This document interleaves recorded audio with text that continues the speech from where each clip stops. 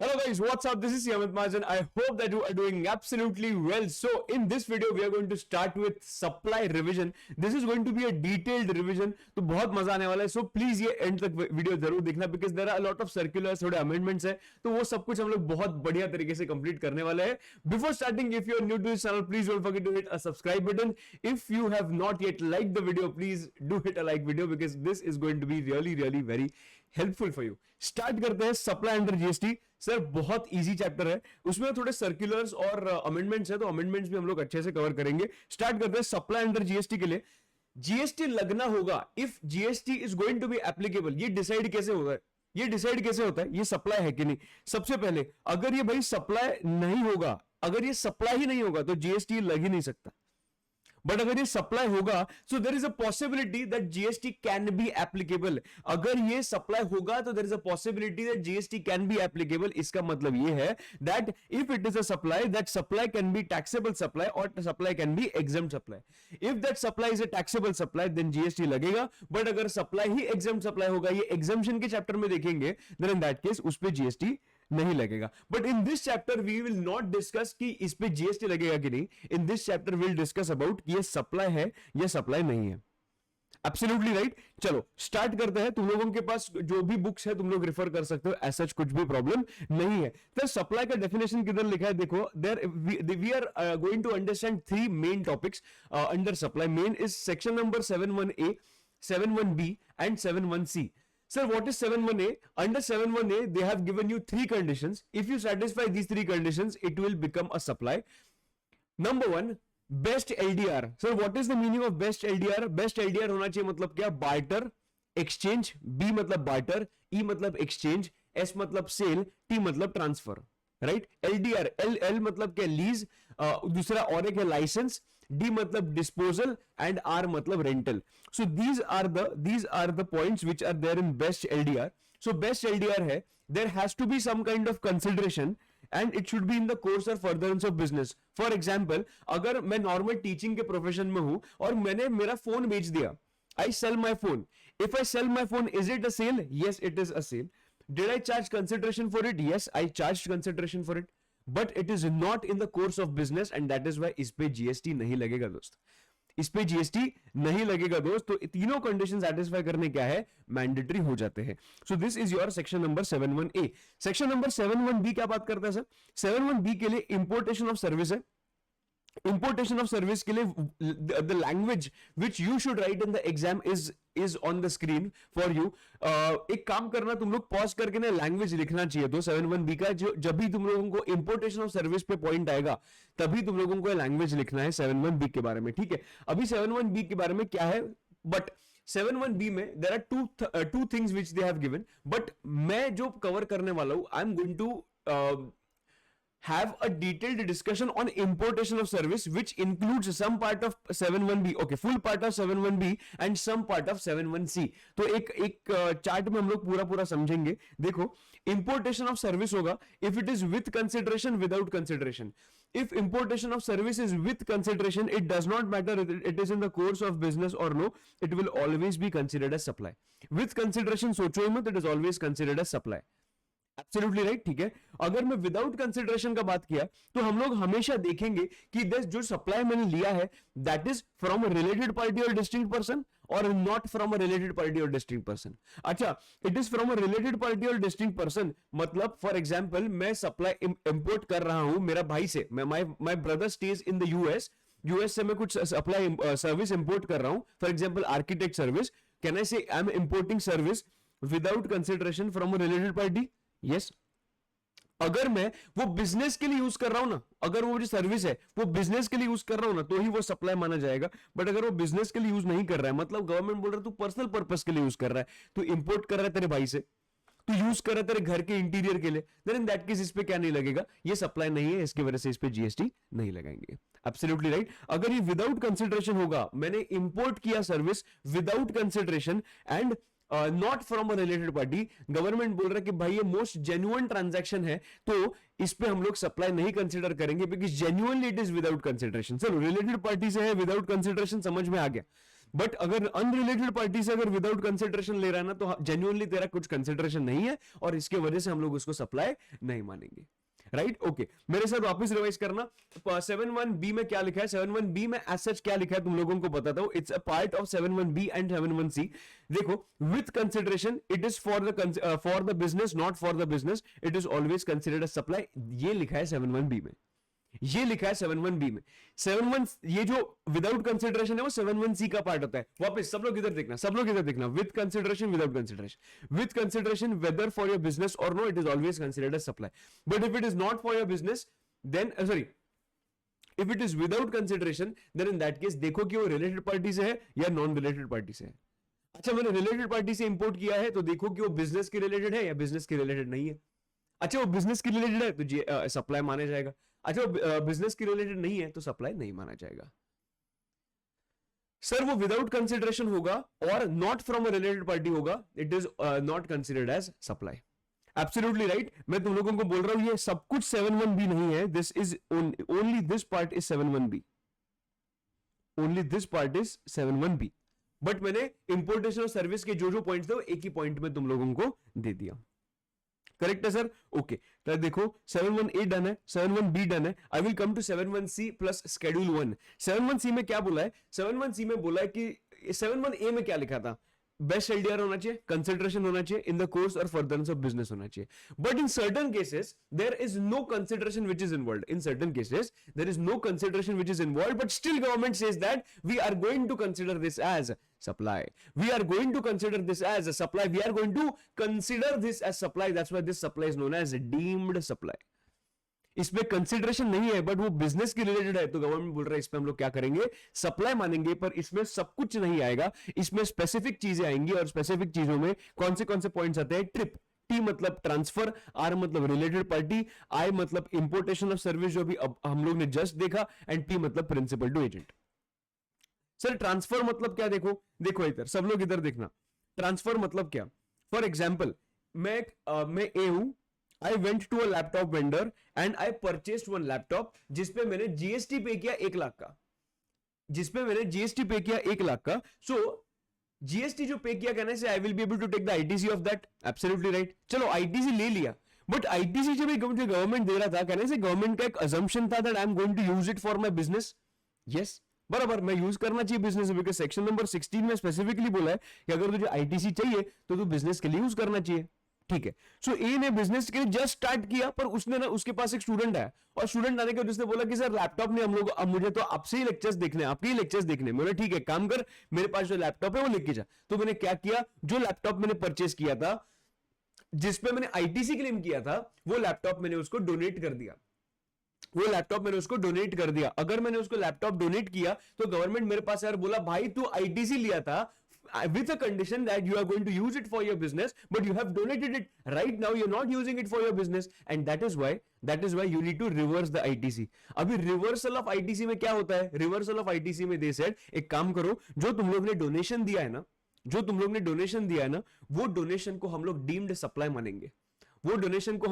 Supply मानेंगे। तो उसका जो भी आपको टैक्स पेमेंट आएगा वो करने के लिए तुम लोग क्या करोगे? आईटीसी यूटिलाइज करोगे। सो ऑटोमेटिकली तुम लोगों का आईटीसी रिवर्स हो जाएगा।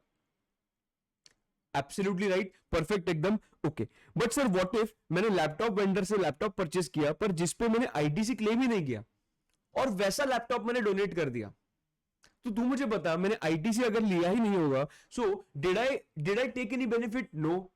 Is there any loss for the government? No. So इसके वजह से ये जो डोनेशन होगा ना, ये डीम्ड सप्लाई नहीं माना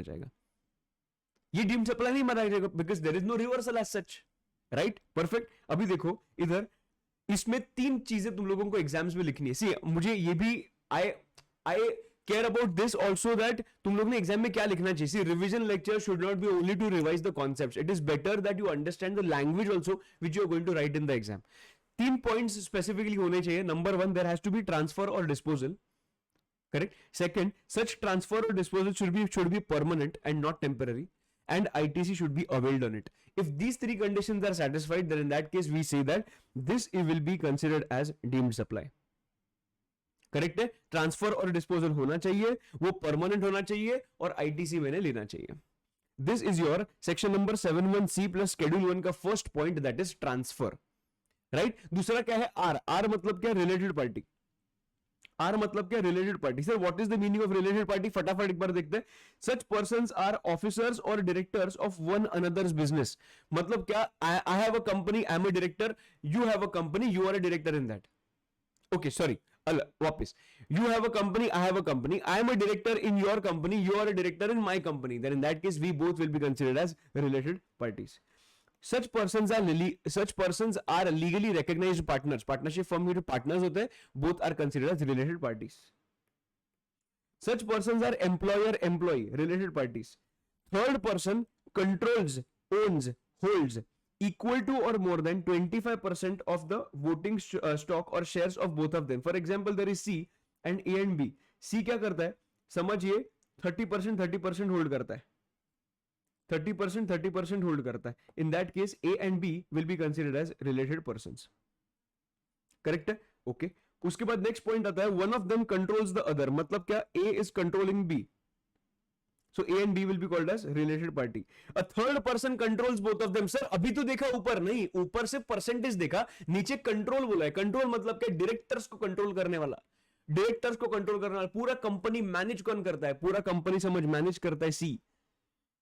ए एंड बी का पूरा कंपनी सी मैनेज करता है। इधर परसेंटेज नहीं दिया, ऊपर परसेंटेज दिया था 25% का, राइट। सो इधर मैनेज करता है, कंट्रोल करता है, बोर्ड ऑफ डायरेक्टर्स को कंट्रोल करता है। सो ए एंड बी क्या बन जाएंगे, ऑटोमेटिकली रिलेटेड पार्टीज बन जाएंगे। Such persons together control the third party. इसका मतलब क्या, अभी इधर A and B है और ये A and B C को होल्ड करते हैं अभी। So A and B क्या बन जाएंगे, रिलेटेड पार्टीज में। पहले उल्टा था, C कर रहा था दोनों को, अभी A and B दोनों A C को कर रहे हैं hold. Such persons are members of the same family. मेरे हिसाब से दोस्त, this is the most important point. This is the most important point. Such persons are members of the same family and this is going to be asked in the exam. Okay. Such persons are members of the same family. Sir, what is the meaning of family? Sir, family का definition क्या है? If you see the book में एकदम नीचे family का definition दिया है। family के definition में थोड़ा सा मैंने summarize किया है। मेरी spouse, मेरे children, वो dependent हो या independent हो, they will be categorized as family. They will be categorized as family.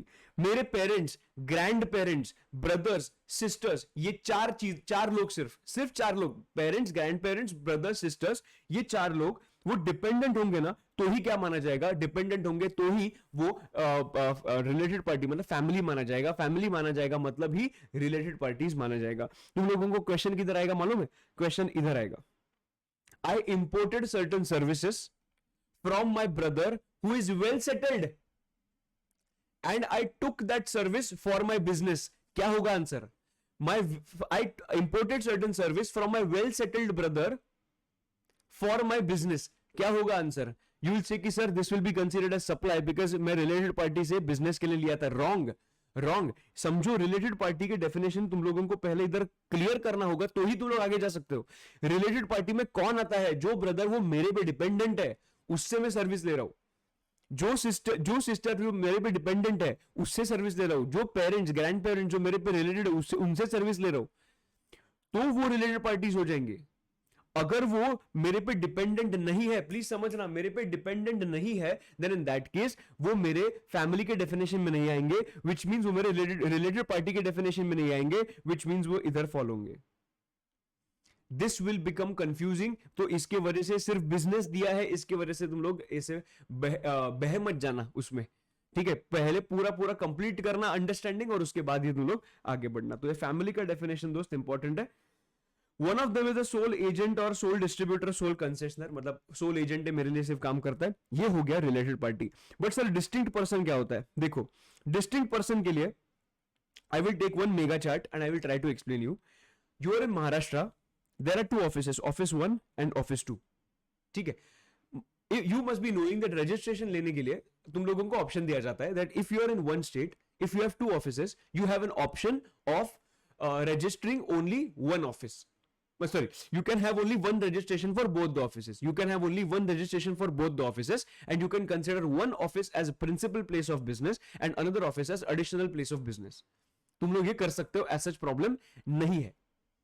But अगर तुझे करना ही है दो ऑफिसेस तो रजिस्टर तो कर ले, तुझे करना है दो अलग अलग ऑफिस के दो अलग अलग registration in the same state, तो कर ले, पर तेरे पास ऑप्शन है एक रजिस्ट्रेशन लेने का, राइट एकदम परफेक्ट है। ओके, अज्यूम करते हैं कि दोनों ने अलग अलग रजिस्ट्रेशन ले लिया है महाराष्ट्र में। Now office 1 is in Mumbai, office 2 is in Pune, registered office number 1 is registered, office number 2 is also registered, so any supply, मतलब ये जो office number 1 to office number 2 जो भी सप्लाई होगा वो माना जाएगा supply between two distinct persons, मतलब वो डिस्टिंक्ट पर्संस मानेंगे, वो दोनों क्या मानेंगे, डिस्टिंक्ट पर्संस मानेंगे।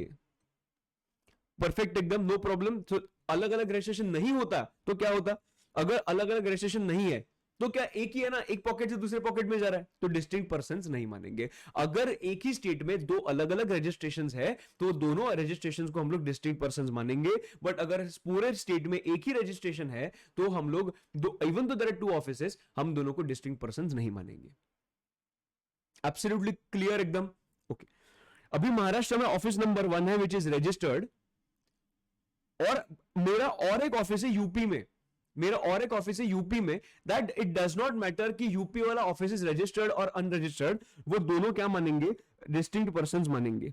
हम दोनों क्या मानेंगे, डिस्टिंक्ट पर्संस मानेंगे। सी, एक अगर रजिस्टर्ड होगा तो दूसरा रजिस्टर्ड हो या ना हो इसे फर्क नहीं पड़ता है। एक अगर रजिस्टर्ड है, इंटरस्टेट जब भी होता है ना, interstate supply, when any interstate transfer of goods from Maharashtra registered office to UP office, it does not matter that UP is registered or unregistered, both these two will be considered as distinct persons।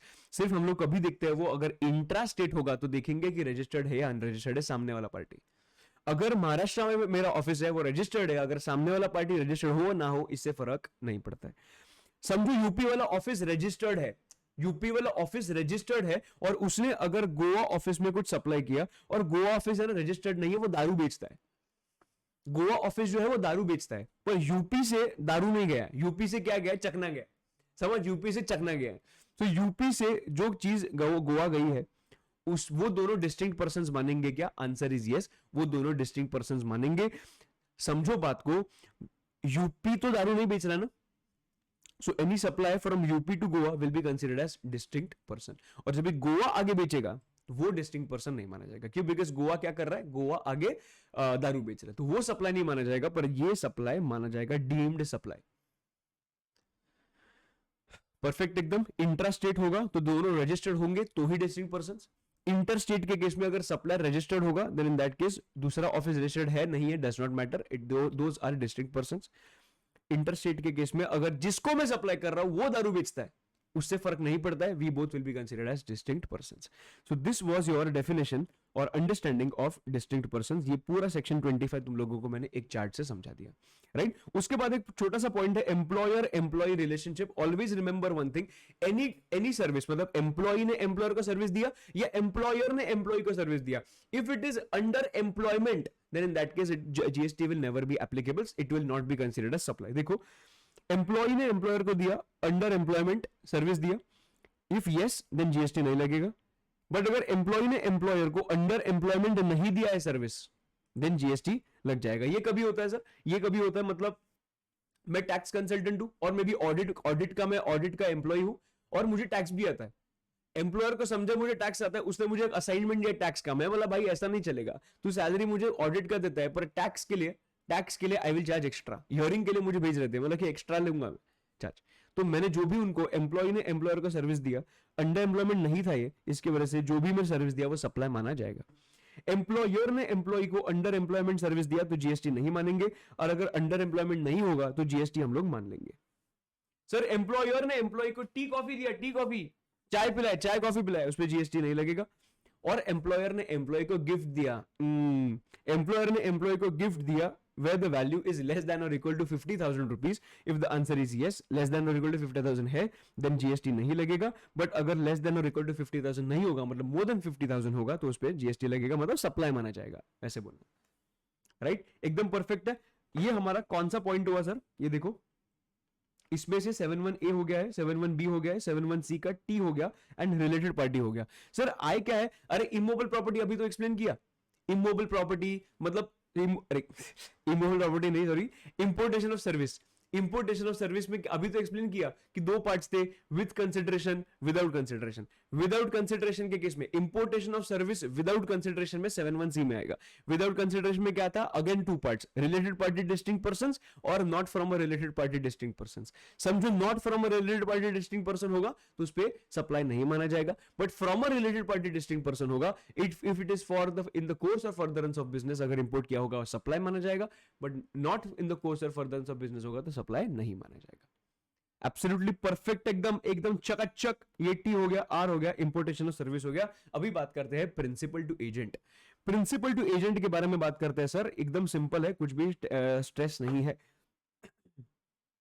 देखो मैं पहले बात करता हूं, principal ने agent को supply किया। मैं पूरा फ्रेश दिखाता हूं तुम लोगों को।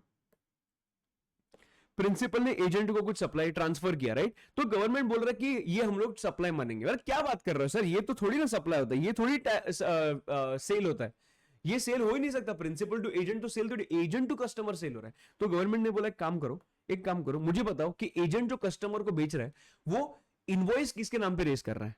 सो एजेंट ने बोला एजेंट इनवॉइस खुद के नाम पे रेज कर रहा है। अच्छा, एजेंट खुद के नाम पे रेज कर रहा है, मतलब कहने से अगर 10 लाख का वैल्यू होगा तो 10 लाख के वैल्यू पे वो जीएसटी चार्ज कर रहा है, समझ, 1 लाख रुपए। सो कस्टमर उसको क्या देगा, जीएसटी प्लस वैल्यू दे देगा, जीएसटी प्लस वैल्यू दे देगा, बराबर है। नाउ कहने से 1 लाख रुपीज का पेमेंट करना will become the outward tax for agent. Absolutely right. अगर एजेंट खुद के नाम पे इनवॉइस रेज कर रहा है ना, अगर एजेंट खुद के नाम पे इनवॉइस रेज कर रहा है ना, सो प्रिंसिपल टू एजेंट जो भी सप्लाई होगा वो क्या मानेंगे हम लोग, डीम्ड सप्लाई मानेंगे।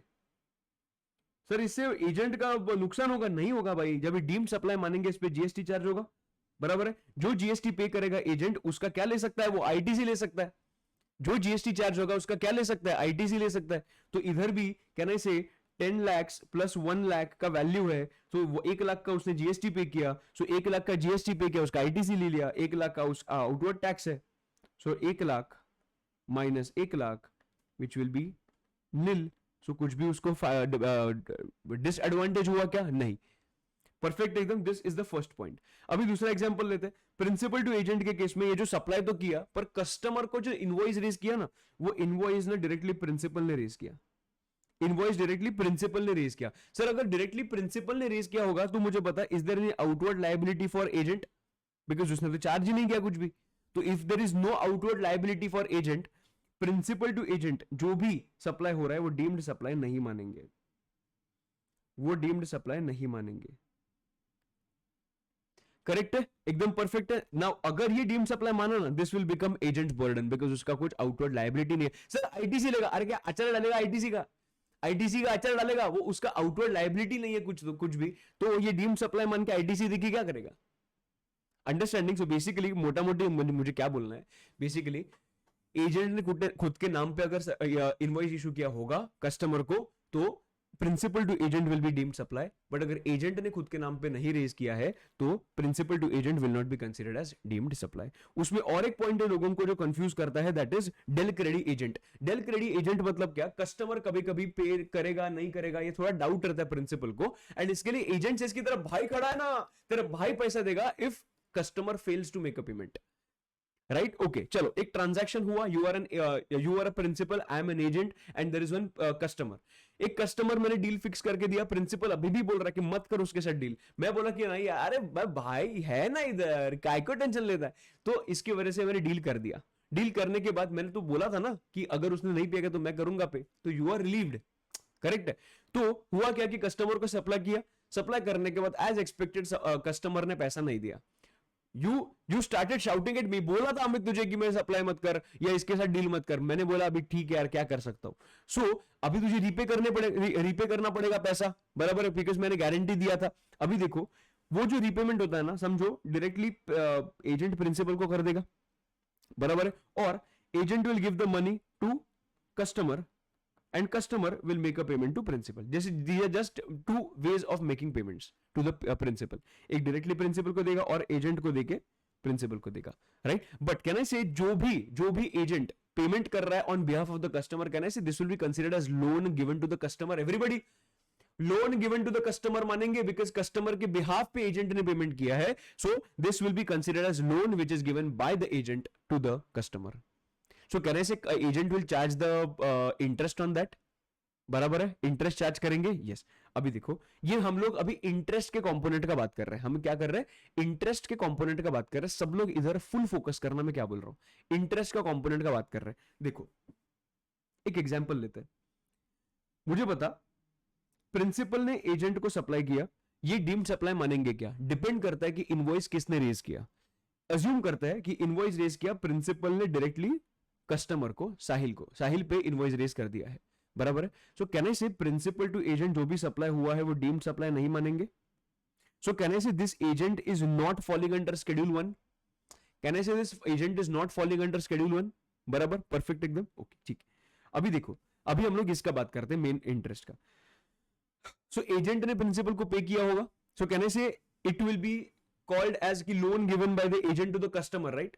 10 लाख का लोन है और उसने इंटरेस्ट चार्ज किया 1 लाख का. क्वेश्चन ये आता है, will this 1 lakh rupees form part of 10 lakhs? Will this 1 lakh rupees form part of value of supply? What do you think? Value of supply तो 10 लाख है, वो 1 लाख 10 लाख के में ऐड हो जाएगा क्या? वैल्यू ऑफ सप्लाई में ऐड हो जाएगा क्या? Will this 1 lakh rupees be added to value of supply of 10 lakhs? Absolutely no. Absolutely no. अरे भाई 10 लाख रुपए तो प्रिंसिपल का इनकम है. 10 लाख रुपए तो प्रिंसिपल का इनकम है, 1 लाख रुपीस तो एजेंट का इनकम है. दोनों का इनकम ही अलग अलग लोगों का है. तो how can I add 1 lakh to the value of supply? So here 1 lakh will be charged separately then the original invoice. Original invoice can be of 10 lakh जो जाएगा प्रिंसिपल को, पर 1 लाख जो है ना, 1 लाख मेरे वैल्यू ऑफ सप्लाई में ऐड नहीं होगा. 1 लाख रुपए वैल्यू ऑफ सप्लाई में ऐड नहीं होगा. करेक्ट एकदम. दूसरा एग्जांपल समझो, प्रिंसिपल ने एजेंट को सप्लाई किया और इनवॉइस एजेंट ने कस्टमर को दिया. मतलब प्रिंसिपल ने एजेंट को दिया और एजेंट ने कस्टमर को बेचा, और ये जो कस्टमर को बेचा है उसका इनवॉइस जो है वो एजेंट ने रेज किया है. अगर वो एजेंट ने रेज किया होगा, then in that case can I say this agent is falling under schedule 1 now. Absolutely right. Okay. अभी देखो, 10 लाख का इनवॉइस रेज किया, 10 लाख का इसने साहिल पे इनवॉइस रेज किया. साहिल ने पेमेंट नहीं किया, इसके वजह से एजेंट ने प्रिंसिपल को रीपेमेंट कर दिया. ठीक है, ये इधर तक समझ में आ गया. सो can I say this is similar to giving a loan of 10 lakh rupees to Sahil. Yes, loan के साथ साथ साहिल से क्या लेगा, वो इंटरेस्ट लेगा. Now can you tell me, will this 1 lakh rupees be added to the value of supply? Can I add this 1 lakh rupees to the value of supply? Now it makes sense to add 1 lakh rupees to the value of supply. क्यों? Because ये दोनों चीज मुझे ही मिलने वाली है दोस्त. 10 लाख भी मुझे मिलने वाला है because invoice has been raised in my name, और 1 लाख जो है वो भी मुझे मिलने वाला है because it is my money only. So in this case, if agent is falling under schedule 1, he will issue the invoice in his own name, और जब भी issue of invoice in this own name होगा तभी interest भी मुझे मिलेगा, value भी मुझे मिलेगा. तो इंटरेस्ट वैल्यू ऑफ सप्लाई में ऐड हो सकता है. So whatever interest is charge from the customer will form part of value of supply. Absolutely right. So this is your del credit agent. कुछ भी डिफिकल्ट था क्या दोस्त? कुछ नहीं. अभी देखो, फ्री सैंपल्स होते हैं, फ्री सैंपल्स. अभी मैंने कुछ गुड्स परचेज किए. फॉर एग्जांपल ये मैंने पेन परचेज किया और मैंने पेन परचेज करते वक्त आईटीसी ले लिया. ठीक है, और यही मैंने फ्री सैंपल करके बेच दिया. सेम ना, विदाउट कंसिडरेशन का ही पॉइंट आ गया इधर. मैंने आईटीसी लिया और फ्री सैंपल करके बेच दिया. गवर्नमेंट बोल रहा है तुझे आईटीसी नहीं मिलेगा, आईटीसी लिया होगा तो डीम्ड सप्लाई मानेंगे. करेक्ट है. सो इधर basically ITC is not available on inputs, input services, capital goods. Simple, perfect. No supply क्यों बोला? बिकॉज आईटीसी नहीं लिया इसके लिए. अगर आईटीसी लिया होगा तो 7(1) में ट्रांसफर में आता. दोनों सेम ही है ना. फ्री सैंपल होगा तो सप्लाई नहीं मानेंगे, पर इसके कंडीशन है कि आईटीसी नहीं लेना चाहिए. आईटीसी लिया होगा तो सप्लाई मानेंगे, deemed supply. Buy 1 get 1 free. देखो ना एक बार, ये क्या है मालूम है? टूथब्रश है, टूथपेस्ट. ये भी क्या है? टूथपेस्ट है ना. ये क्या है? ये है सेलोटेप. ये क्या है? सेलोटेप. मतलब अरे वो कॉम्बो करके बेचा है, कॉम्बो करके बेचा है. अभी मैंने ये भी परचेस किया था, ये भी टूथपेस्ट परचेस किया था. दोनों परचेस के टाइम पे मैंने आईटीसी क्लेम कर दिया. दोनों परचेस के टाइम पे मैंने आईटीसी तो क्लेम कर दिया. सोच, अगर मैंने आईटीसी क्लेम किया है और मैं दोनों कॉम्बो करके एक प्राइस में बेच रहा हूं, बाय 1 गेट 1 फ्री करके, buy one get one free करके बेच रहा हूं, so can I say one of them is getting sold without consideration, बराबर. One of them is getting sold at one of them is getting sold without consideration, मतलब जो with consideration है उस पे जो आईटीसी लिया है वो परफेक्ट है, वो मिल जाएगा. बट जो मैं विदाउट कंसिडरेशन बेच रहा हूं, जिसपे मैंने आईटीसी लिया है, वो मुझे आईटीसी नहीं मिलेगा. ऐसा तुम लोगों को अभी तक लगता होगा, बट ऐसा नहीं है. गवर्नमेंट ने बोला अगर तू बाय वन गेट वन बेच रहा है ना, बिकॉज सी ना इधर कैसे आइडेंटिफाई करेगा कौन सा फ्री है कौन सा विद कंसिडरेशन है. दैट्स व्हाई गवर्नमेंट से एक काम कर, जितना तू चार्ज किया है ना, ऐसे हम लोग मान लेंगे this is the charge for both the products, मतलब दोनों विद कंसिडरेशन है, दोनों विद कंसिडरेशन है. 120 रुपीज में बेचा, देन इन दैट केस दोनों का मुझे क्या मिल जाएगा, आईटीसी मिल जाएगा, बराबर है. दोनों का मुझे आईटीसी मिल जाएगा. So treat it like supply of two goods. Taxability would be dependent upon composite और मिक्स्ड सप्लाई. एब्सोल्युटली राइट, एक नंबर. आगे बढ़ता है विद द नेक्स्ट पार्ट, एकदम सिंपल है, दिल पे हाथ रखने का और बोलने का ऑल इज वेल.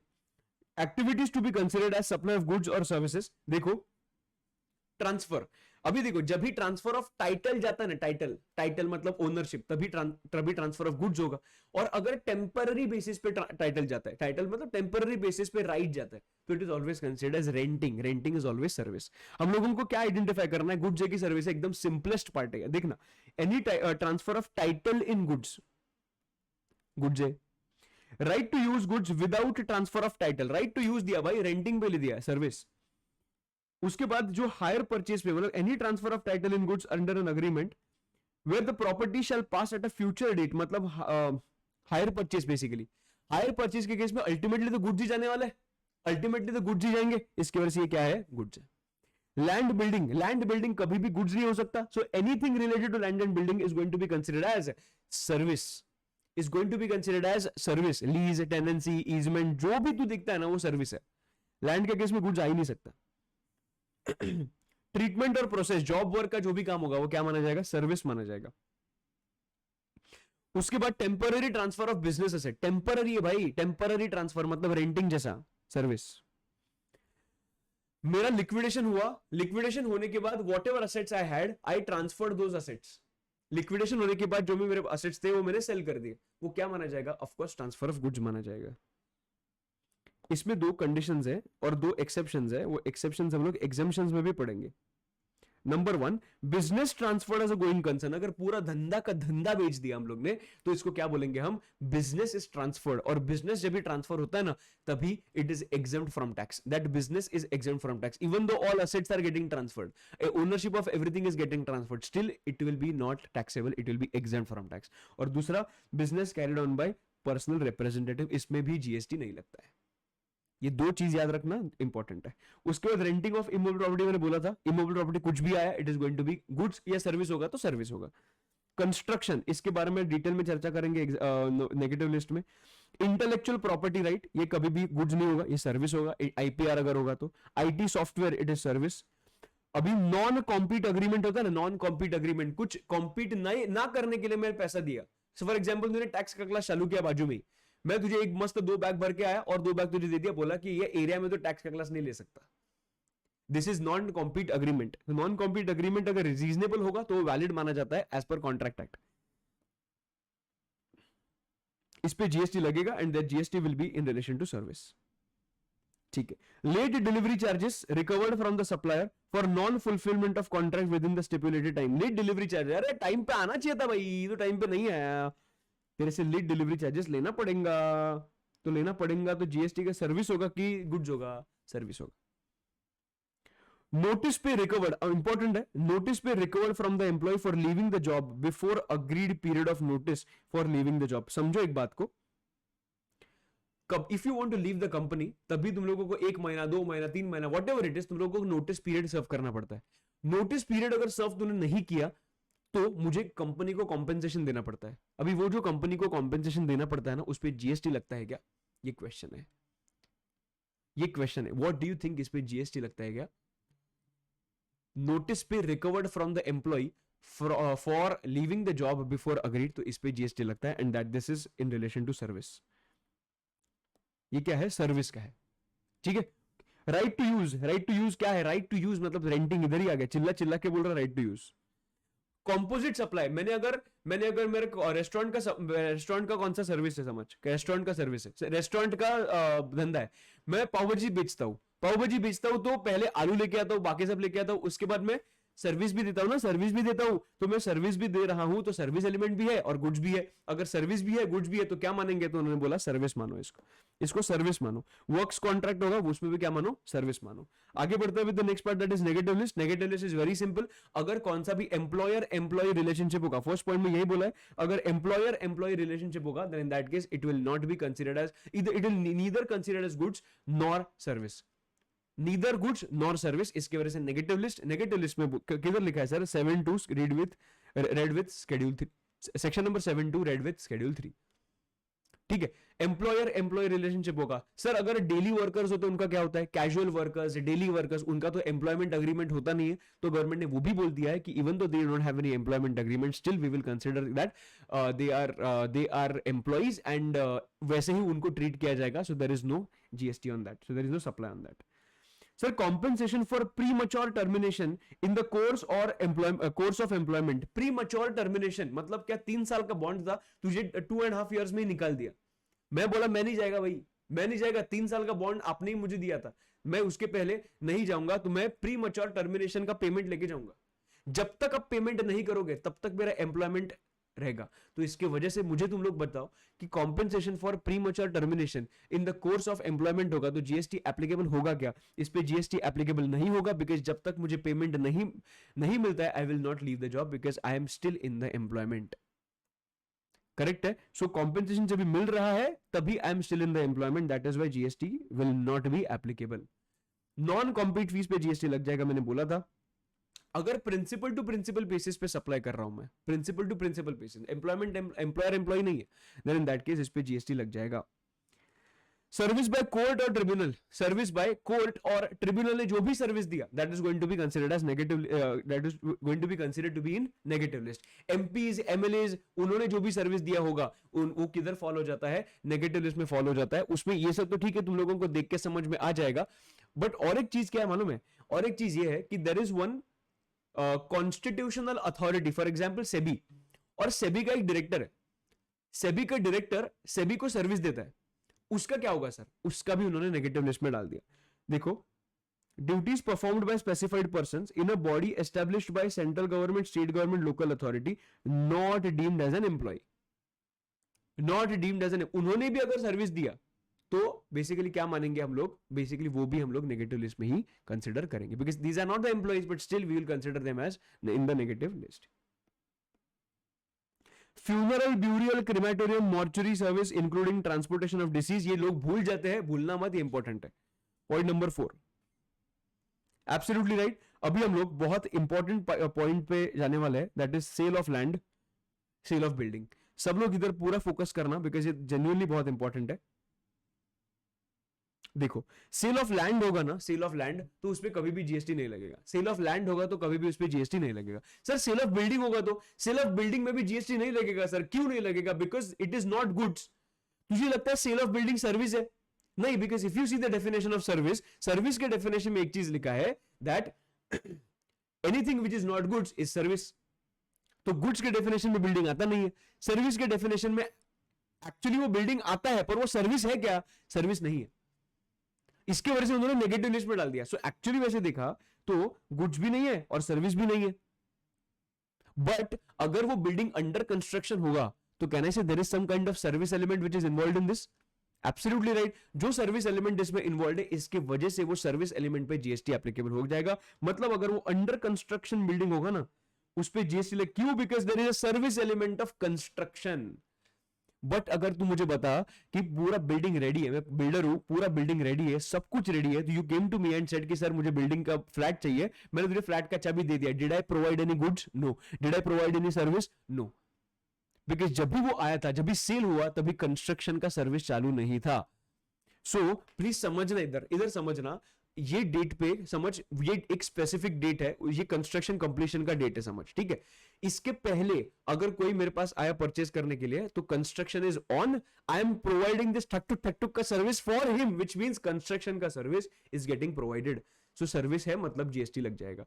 बट अगर कंस्ट्रक्शन के दिन के बाद अगर कौन सा सेल हुआ तो गुड्स भी नहीं है सर्विस भी नहीं है, इसकी वजह से इस पे जीएसटी नहीं लगेगा। Now sir what is this debt, ये डेट कौन सा होता है, देखो डेट होता है फर्स्ट ऑक्यूपेशन का डेट, मतलब जब ही ऑक्यूपाई किया वो फ्लैट, फर्स्ट ऑक्यूपेशन डेट, और completion certificate date whichever is earlier.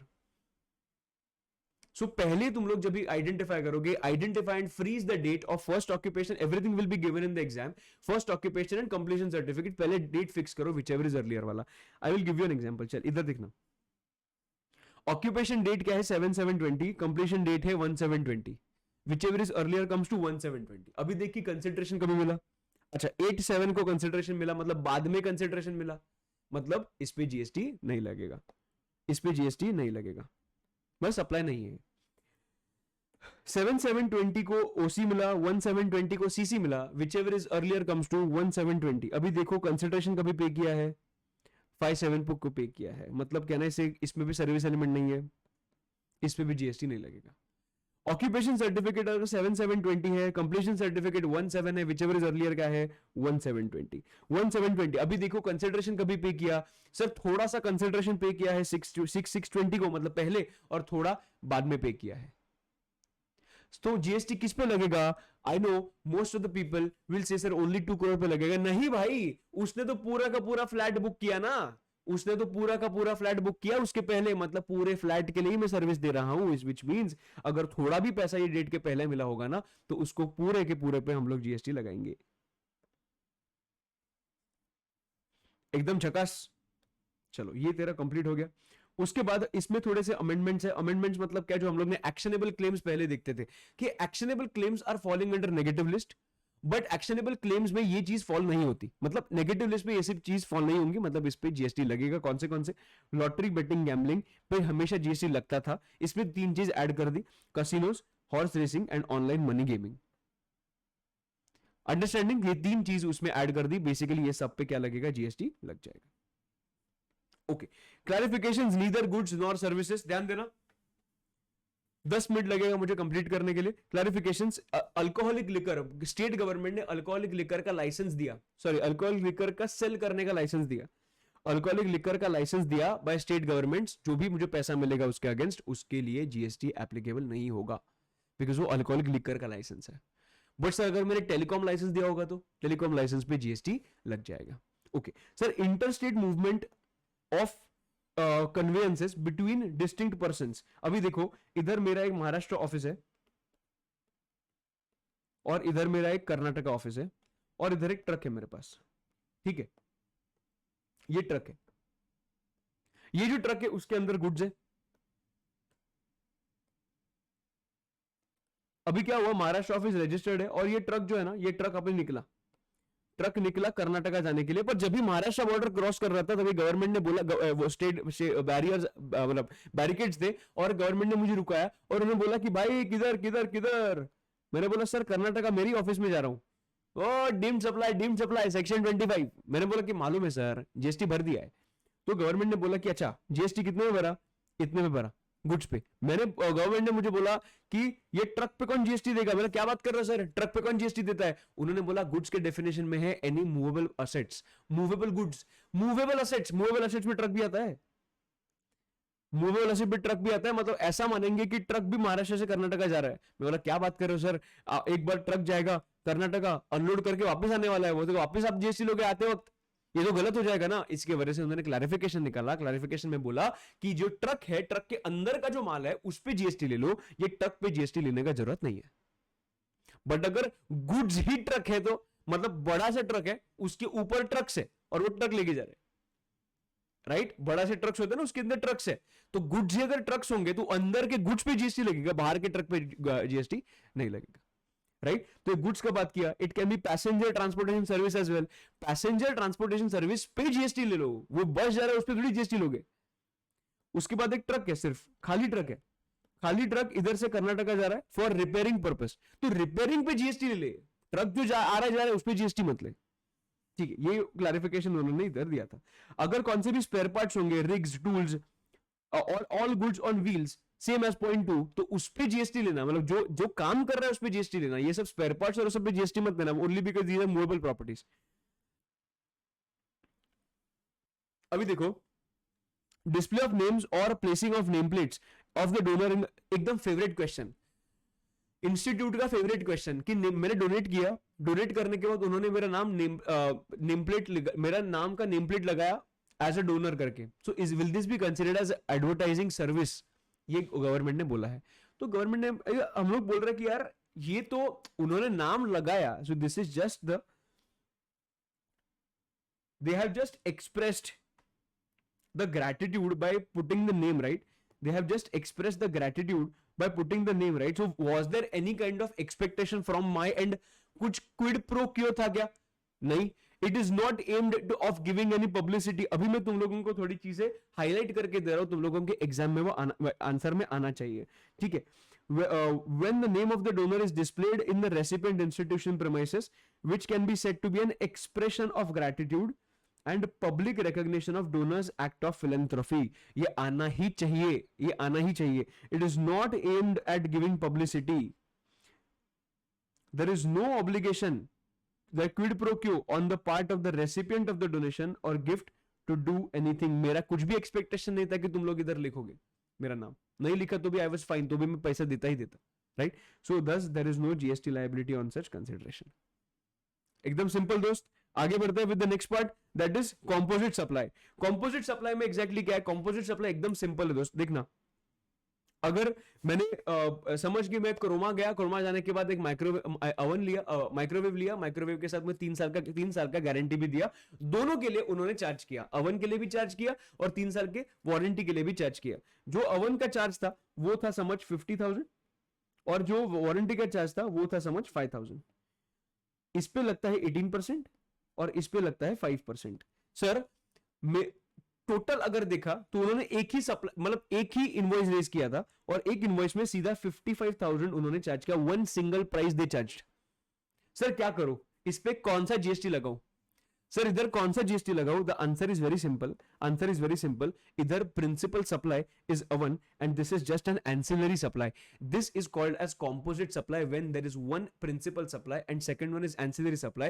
Both the supplies are both the supplies are made in conjunction with each other.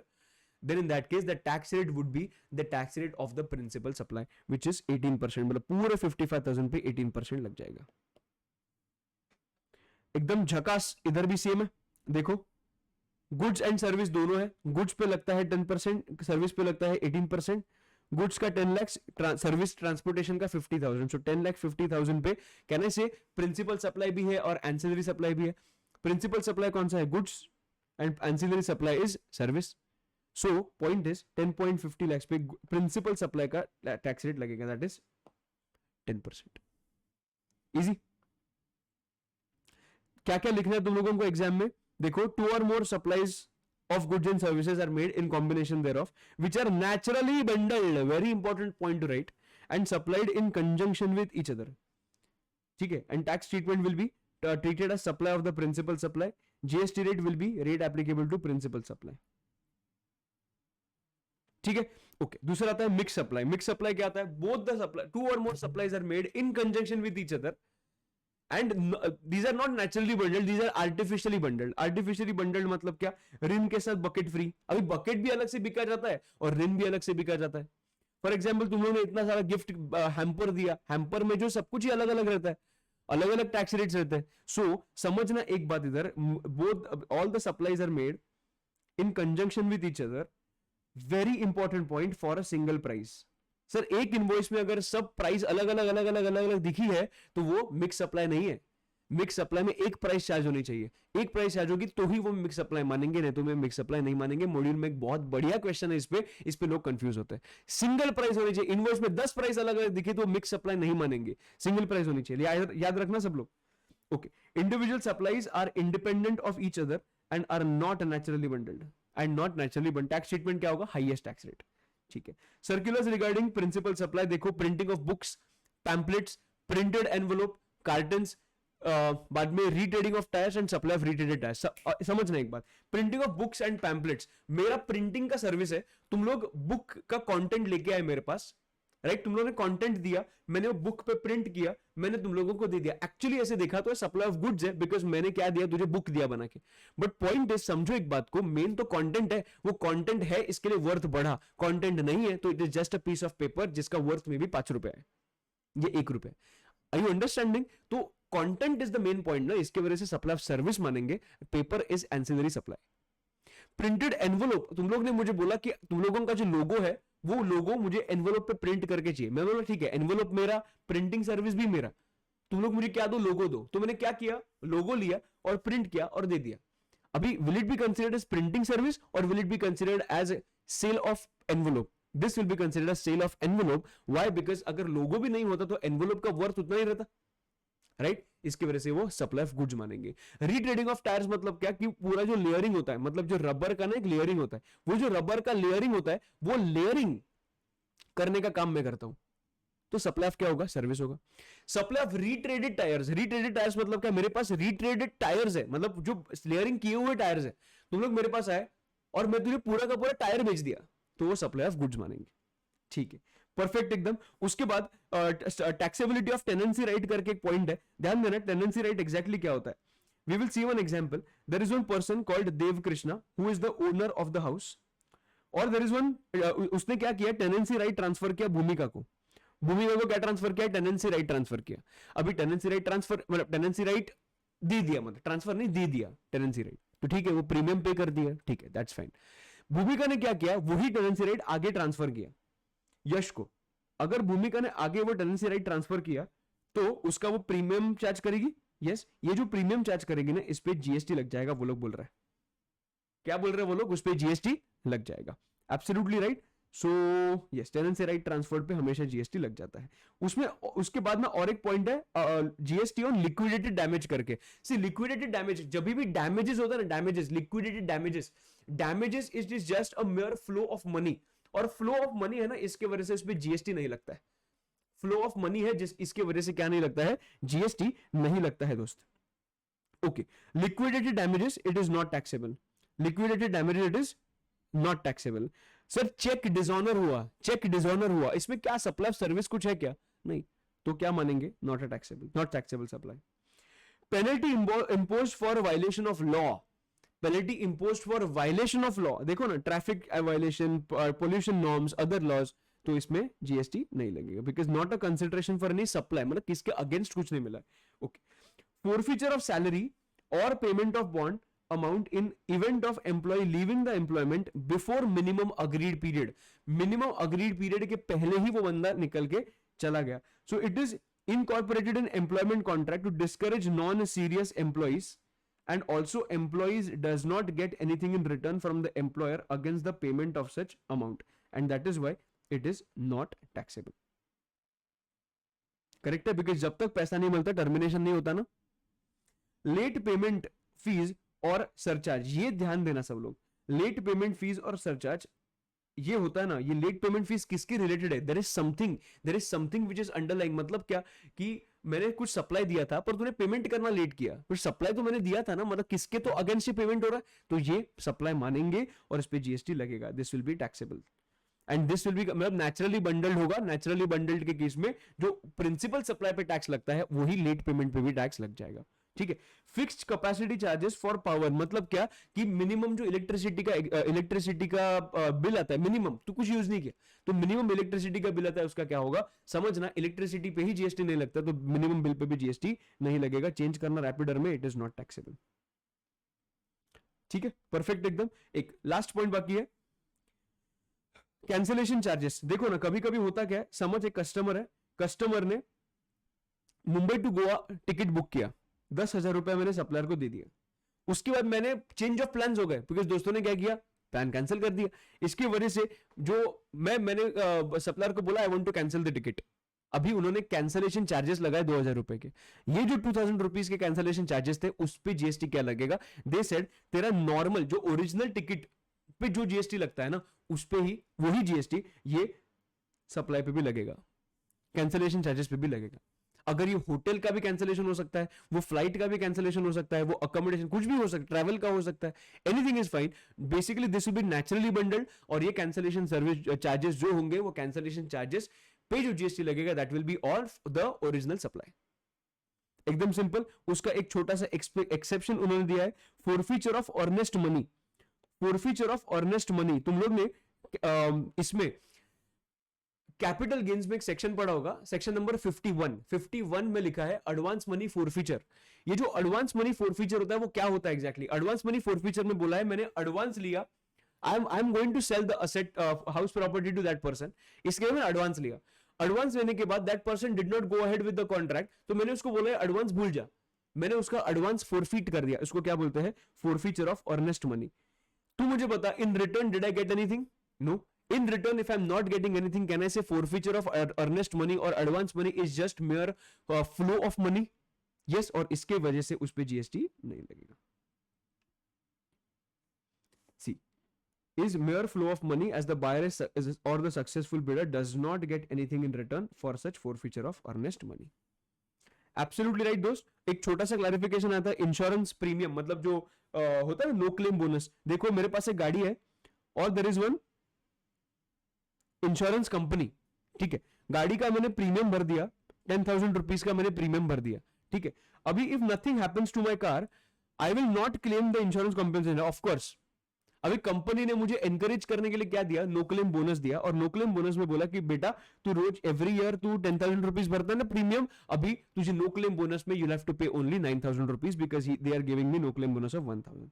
The question comes, next year I will make a premium of only 9,000. The question comes कि the value of supply will be 9,000 or 10,000. Next year जब मैं payment करूंगा तभी value of supply will be 9,000 or 10,000. The answer is एकदम simple. The value of supply is going to be 9,000.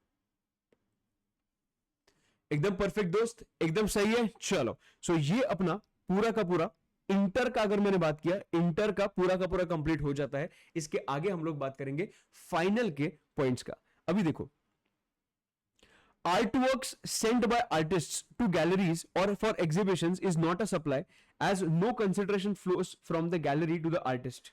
देखो, if sold further तो supply मानेगा, पर मेरे इधर से जो गैलरी में गया है वो थोड़ी सप्लाई मानेंगे, करेक्ट है। अगर सेल किया तो सप्लाई मानेंगे, ठीक है। lending and borrowing of money or investment in money, it will not be considered as supply because money is not there in the definition of goods, right?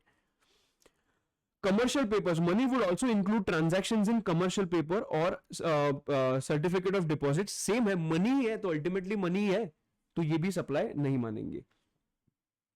Transaction in derivatives, again money securities are excluded, इसके वजह से वो supply नहीं है। Forward contract, now with actual delivery, forward contract with actual delivery. अभी दो चीज होता है, एक विद एक्चुअल डिलीवरी, एक without actual delivery. With actual delivery मतलब एक्चुअली मैं वो गुड्स लेने वाला हूं। फॉर एग्जांपल, मैंने पेट्रोल पे अगर कौन सा फॉरवर्ड कॉन्ट्रैक्ट किया कि ये जो पेट्रोल है उसका प्राइस ऊपर जाएगा नीचे जाएगा, अगर ये प्राइस ऊपर गया तो आई विल मेनली क्या होता है फॉरवर्ड कॉन्ट्रैक्ट में, mainly they talk about the difference amount. अगर डिफरेंस अमाउंट सिर्फ डिफरेंस पे खेल रहे हैं ना तो उसको क्या बोलते हैं? डिफरेंस को खेल रहे हैं उसको बोलते हैं विदाउट एक्चुअल डिलीवरी। तो इधर कुछ भी गुड्स में ले रहा हूं क्या? नहीं, मैं इधर सिर्फ सेटलमेंट कर रहा हूं। अगर मैं सिर्फ सेटलमेंट कर रहा हूं तो it is not a supply. But अगर मैं सिर्फ सेटलमेंट नहीं, एक्चुअल गुड्स परचेस करने वाला हूं, I am going to purchase the goods after 3 months for these rupees, तो I am going to purchase it, so actual delivery होगा तो ये क्या होगा? सप्लाई ऑफ गुड्स होगा। Secured debt, again same, debt है, सिक्योरिटी है, not a supply. Any service charges or fees with respect to derivatives, forward or future contracts, it will be considered as supply because ये derivatives में थोड़ी, मैं तो service charges पे कर रहा हूँ, सर्विस चार्जेस पे डेरिवेटिव्स नहीं है, service charges are related to derivatives, तो वो तो डेरिवेटिव्स नहीं है ना, तो इसके वजह से ये सप्लाई मानेंगे।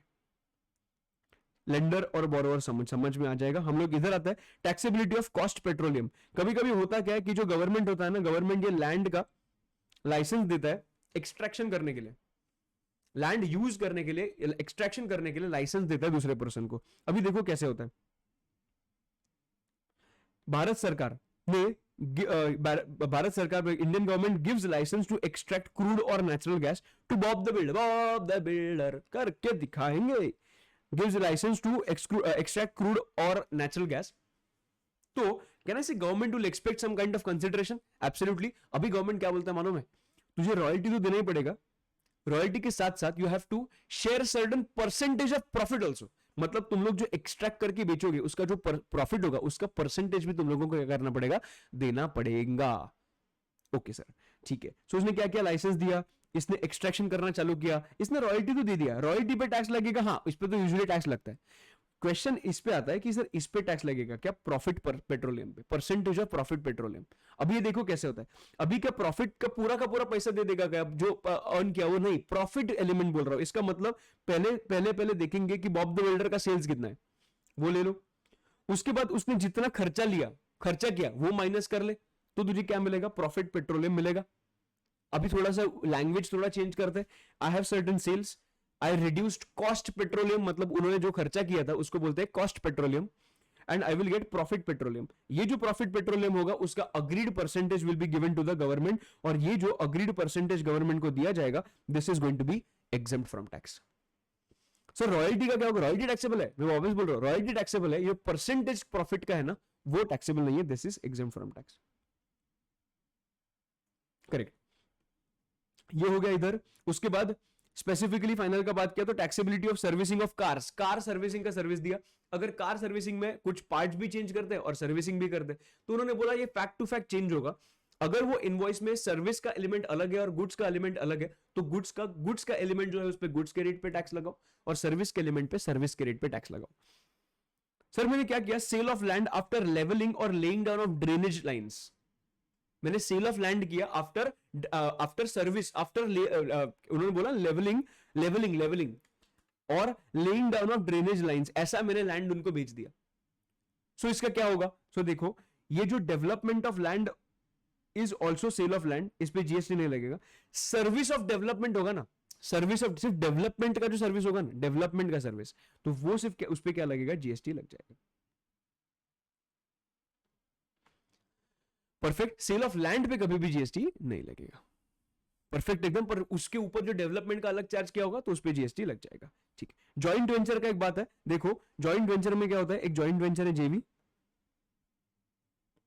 जेवी में ये पर्सन है, ये पर्सन है और ये पर्सन है, इन्होंने क्या किया, इसने कंट्रीब्यूट किया, इसने कंट्रीब्यूट किया, इसको कंट्रीब्यूट किया, इसको क्या बोलते हैं, कैश कॉल्स बोलते हैं, कैश कॉल्स क्या बोलते हैं, कैश कॉल्स बोलते हैं। अरे ये तो क्या था, ये तो कंट्रीब्यूशन था, इस पे जीएसटी लगेगा क्या, नहीं लगेगा, इस पे जीएसटी नहीं लगेगा, सिंपल एकदम। बट अभी फॉर एग्जांपल ये एबीसी है, सी के पास एक मशीनरी है, नाउ सी ने क्या किया, ये मशीनरी ये जेवी को रेंट पे दिया और जेवी उसका रेंट पे कर दिया सी को। सी ने अपना खुद का मशीनरी जेवी को दिया और जेवी उसके अगेंस्ट क्या पे करती है, रेंट पे करती है। ये जो सर्विस दिया ना सी ने जेवी को, उस पे क्या लगेगा दोस्त, जीएसटी लग जाएगा। Amount raised by operating member as capital contribution, not a supply, but amount charged for providing service by operating member is considered as supply. Providing service by operating member, service कौन सा, renting of plant and machinery का service, एकदम perfect, ये भी अपना complete हुआ। उसके बाद okay, so let's do certain amendments for which are there for May or June attempt। देखो एक्शनेबल क्लेम्स में तुम लोगों को ऑलरेडी बोल दिया मैंने कि एक्शनेबल क्लेम्स में नेगेटिव लिस्ट में आता है, बराबर है, तो उस पे लगेगा जीएसटी, यस इस पे जीएसटी लगेगा। बेटिंग, गैम्बलिंग, लॉटरी, जीएसटी लग जाएगा। बट नाउ उन्होंने ऐड किए हैं casinos, horse racing and online money gaming, so इस पे भी क्या लगेगा दोस्त, जीएसटी लग जाएगा। उसके बाद supply of food in cinema halls, supply of food in cinema halls, देखो अगर सिनेमा हॉल्स में जो सप्लाई करते हैं फूड, तुम लोग जाते हो ना पॉपकॉर्न खाने के लिए, जिधर प्राइस ऑफ द टिकट से भी ज्यादा पॉपकॉर्न होता है, टिकट के प्राइस से ज्यादा तो पॉपकॉर्न का प्राइस होता है, राइट। तो हम लोग इधर 50 रुपए ऑफर में लगा के बचाते हैं और उधर हम लोग 500 रुपए खर्चा करते हैं। तो एकदम परफेक्ट मैथमेटिक्स रहता है अपना जब भी हम लोग सिनेमा हॉल्स में जाके मूवी देखते हैं वो, ठीक है ना। ओके, तो लॉजिक लेफ्ट द चैट वैसे टाइप में होता है वो। तो सप्लाई फूड में अगर फूड सिनेमा हॉल में दिया जाता है सेपरेटली, तो वो रेस्टोरेंट जैसे ट्रीट किया जाएगा, जो रेस्टोरेंट का जो रेट लगता है वो उस पर एप्लीकेबल हो जाएगा। बट अगर कौन सा भी फूड तुझे, मतलब तू अगर समझ बुक माई शो पे गया और बुक माई शो पे ही तो तू क्या करता है मालूम है, तो उधर ही दो लोग पूछते हैं कि प्री बुक करना है क्या, कौन सा पॉपकॉर्न या कौन सा फूड आइटम, कौन सा प्री बुक करना है क्या। सो अगर तूने प्री बुक कर दिया और वो टिकट के प्राइस में ही इंक्लूडेड है, अगर वो टिकट के प्राइस में ही इंक्लूडेड है ना, देन इन दैट केस उस पे वो नेचुरली बंडल्ड माना जाएगा, कॉम्पोजिट सप्लाई माना जाएगा, और वो मेन सिनेमा हॉल्स का सिनेमा डिस्प्ले का जो टैक्स लाइबिलिटी होता है, टैक्स रेट होता है, वो एप्लीकेबल हो जाएगा. बट फूड बेवरेज अलग से सेल किया तो उसको रेस्टोरेंट सर्विस जैसे ट्रीट करेंगे. एकदम परफेक्ट. देखो, will be treated and taxable as restaurant service as long as food and beverage is supplied by way of or part of service and supplied independent of cinema exhibition service. If food is supplied along with cinema service and the price of the food is included in the ticket, then these are naturally bundled service. It will be considered as composite supply, and the principal supply will be of exhibition of cinema. Simple. उसके बाद उन्होंने और एक point cover किया, मेरे सब जरूरत नहीं था, बहुत सिंपल पॉइंट है. Taxability of shares held in subsidiary company by holding company. So holding company ने, अगर मेरे पास कौन से शेयर्स है सब्सिडरी कंपनी के, क्या सर्विस मानेंगे क्या? नहीं. So no GST on purchase और सेल ऑफ सिक्योरिटीज. गुड्स के डेफिनेशन में एक्सक्लूड किया है क्या? सिक्योरिटीज. ये तेरे अमेंडमेंट्स थे और ये तेरा पूरा का पूरा सप्लाई का चैप्टर था. I hope that you are crystal clear with the supply chapter. If yes, please share this with all your friends. If you have not yet liked the video, please do hit a like button. If you have not yet subscribed to the channel, please do hit a subscribe button, because your one subscribe, one like and one comment also motivates me a lot to make more and more content for you guys.